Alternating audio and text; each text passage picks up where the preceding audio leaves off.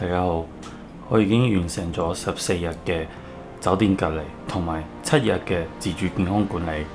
咁因為台灣目前都仲係2級嘅警戒，好多餐廳啊或者好多觀光景點呢都有人數嘅限制，或者唔可以堂食嘅，一定要外賣。所以我大部分時間都係 stay 喺屋企嘅。咁就諗翻起之前係隔離嘅時候呢，就覺得有啲嘢準備得唔夠。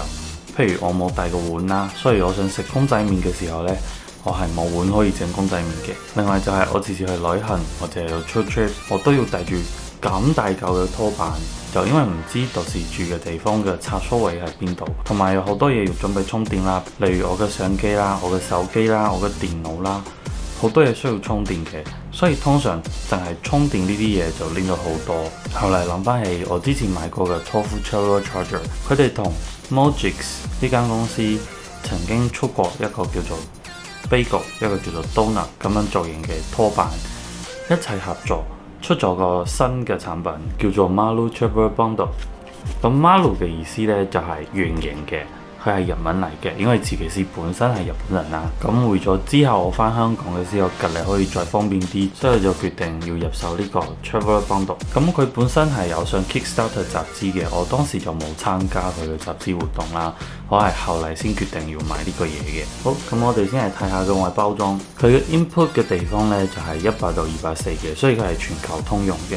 但係用嘅時候呢，就係睇翻當地本身係咩電壓，所以佢 output 都係同當地嘅電壓一樣嘅。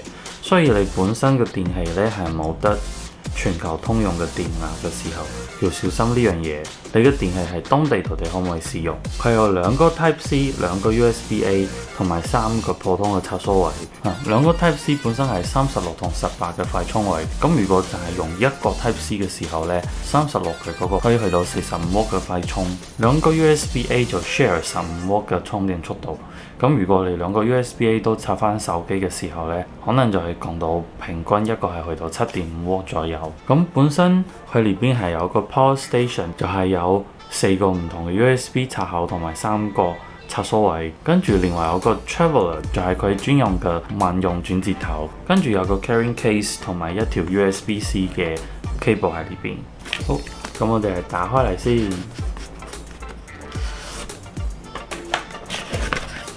裏面有一張感謝卡，呢個就係佢嘅本體，可以見到佢嘅拉鏈呢都有個 TOFU 咁樣嘅 logo 喺上邊啦。咁嚟打開嚟，就可以見到上邊呢度有條 Type C 嘅線，呢個就係萬用嘅轉接頭。佢同之前嘅 Traveler Charger 意思係一樣嘅。如果你係未買過佢哋嘅產品嘅時候呢，你可以直接買個 Traveler Bundle， 就唔使另外再買 Traveler Charger。咁呢個就係個拖板嘅本體，可以見到呢，佢同我手掌嘅 size 差唔多嘅。前面呢度拉下，就可以將條線拉出嚟。呢條線呢就有85cm 嘅，佢本身呢度呢係俾咗一個 LED 燈，可以當做夜燈咁樣使用嘅，或者細型嘅電筒。呢度有2個 USB-C 嘅接口，上邊寫住 Mobile， 下邊寫住 Laptop。Mobile 呢就係18W嘅，Laptop 就係36W到45W嘅功率。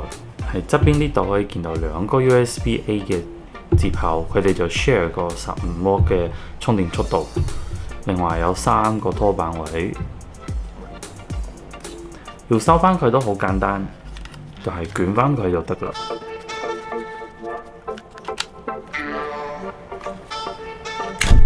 掹出嚟可以見到佢同蘋果嗰啲插頭掹出嚟係一樣規格嘅。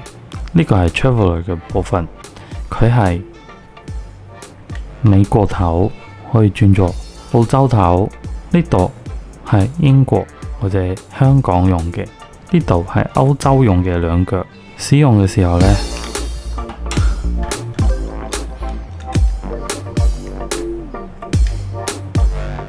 裝翻你要用嘅頭就可以用噶啦。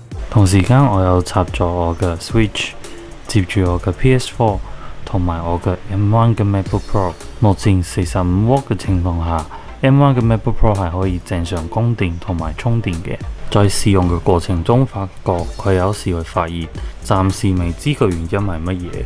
咁我覺得佢咁樣嘅 foldable 嘅設計咧，真係方便咗好多嘅。因為我次次如果出 trip 嘅時候咧，我就需要拎住咁樣好大嚿嘅嗰啲轉接插頭啦，或者呢啲啦。但係好多時去到啲住嘅地方嘅時候，因為呢啲轉接頭咧，有時真係太大嚿，唔係咁方便去插到佢哋牆上嗰啲位置。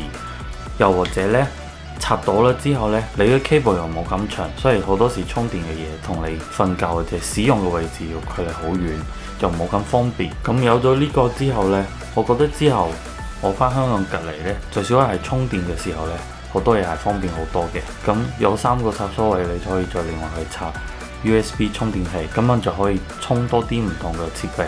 不過佢包裝上面都有啲 warning 嘅，佢話有啲本身用嘅電流量太大嘅設備係唔可以使用嘅，例如超過7安培嘅嗰啲設備咧就唔建議使用，譬如微波爐啦、焗爐啦、煲水器啦，或者係風筒呢啲本身電流量大啲嘅產品咧，可能就係燒壞咗個 fuse， 所以喺使用嘅時候咧，自己都要小心啲，唔好一嘢插太多嘢落去。咁我另外都有多準備少少嘢，希望就係俾我翻香港隔離嘅時候係可以方便啲使用嘅。咁到時咧，翻到香港隔離嘅時候咧，我哋就 update 我喺香港隔離嘅情況俾大家知。今日好簡單分享下我新買嘅呢個拖板，希望對於仲觀望緊咁樣嘅旅行產品嘅人咧有少少幫助啦。雖然我知暫時都唔係咁方便到去旅行嘅，但係咧，譬如有時你係簡單嘅 staycation， 我相信都算幫到手咯。最少你唔使拎住好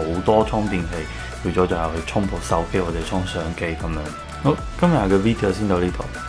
如果中意我今次分享嘅產品，或者有其他疑問呢，可以喺下邊留言俾我，或者幫我撳下 like、share 或者 subscribe 我嘅 channel。今次嘅 video 先到呢度，我哋下個 video 再見，拜拜。